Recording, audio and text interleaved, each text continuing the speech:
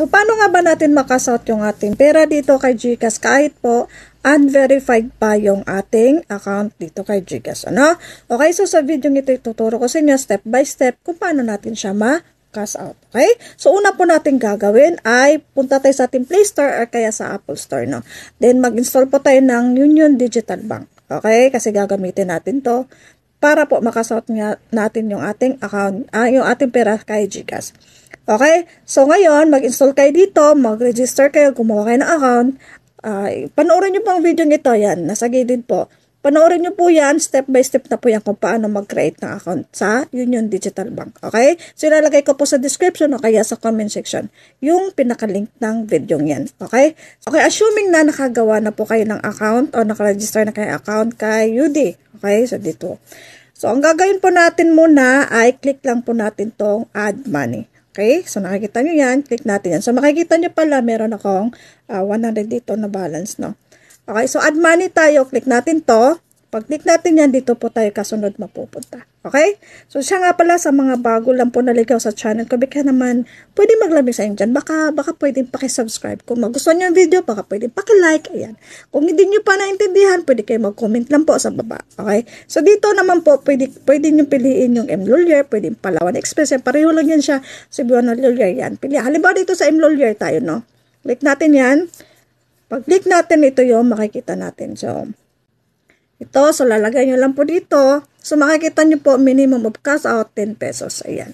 Tapos, dito ay, pwede tayo mag-proceed. Halimbawa, dito kasi meron akong balance sa GCash na 131.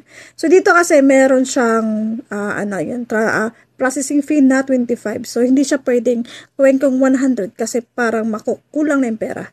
Okay, so dito 80 lang. 80. O, 80 pesos lang. Ayan.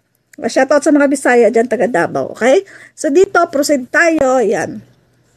At pagkatapos po dito, so, makikita nyo naman, 25, magiging 105 na siya.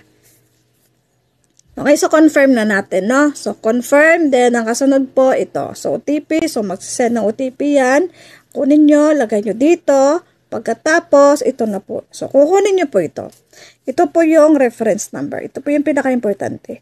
Okay, so ang kasunod natin gagawin, punta tayo sa ating GCash account. No, yung unverified na account na GCash. Punta tayo, tapos ito. So punta tayo sa bills, ayan. Click natin yung bills na yan. Pag click po natin, dito tayo mapupunta. So dito sa search icon, ayan. Type lang po natin agad yung Dragon Pay. Okay, so pasensya na ulit sa boses ko. Laging paos. Ewan ko bakit laging paos ang boses ko. Okay, so dito Dragon Pay lang po. Click natin at type natin ang Dragon Pay. Pagkatapos ito, ayan. Okay, so dito lalabas na agad yan. So click lang natin yung Dragon Pay. Pagkatapos dito naman, so lalagay natin yung exact amount. Diba, 105 yun. So lagay natin dito. Tapos ito yung reference number yung pinakita ko kanina sa inyo. Kagaya po nito, ayan. 105, then itong reference number na galing doon kay Union Digital Bank. Then, lagay kayo ng number. Tapos, ang email address naman, optional lang yan. Pwedeng, Okay, so, ang kasunod naman po. Okay, so, next na tayo. Okay, so, dito naman, para hindi po madagdagan yung babayaran ninyo. So, no, just pay bill lang. Click nyo to. Pagkatapos, ayan. So, mapapansin nyo po na 131 na siya. So, mag-next na tayo pala. Next tayo. Kita nyo sa taas. Next. So, dito po pala meron siyang service fee na 10 pesos po kay Dragon Pay. Okay, so confirm na natin. So, nagiging 115 na siya, no? Tapos, ayan na. Okay, so ito naman, screenshot na natin to. Then, balik tayo kay UD, no? So, dito naman po, pending muna, hindi agad-agad magre-reflect yan. Hintayin nyo after 5 minutes po para po mag-reflect dito.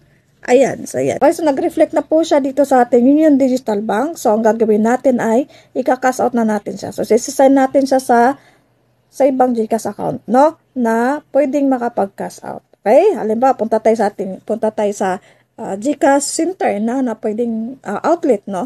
So, dito, send natin siya. Dito, click natin yung send money. Ayan. Pag-click natin sa send money dito, piliin po natin yung to other banks and e-wallets. Click natin yan. Dito naman, piliin lang natin yung GCash, no? So, type lang agad natin. Dito, yan. GCash, lalabas na agad to. So, piliin lang natin yan. Okay?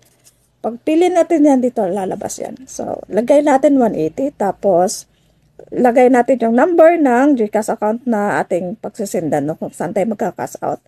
Pangalan ng GCash account. Okay? So, dito payment, pwede. Tapos, proceed tayo. So, ganun lang siya kadali mga lalabs, no? So, ayan, confirm natin, review muna. Pagkatapos po, ayan, so process na siya. Okay, so check natin yung ating GCash account kung nagre-reflect. Magre-reflect agad po yan. Ito po pala ay free na siya. Wala na siyang bayad dito. Okay?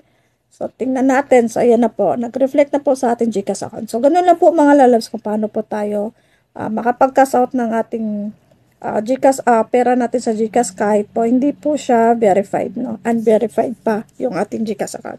So, hanggang dito na lang po. Marami po salamat. You're welcome.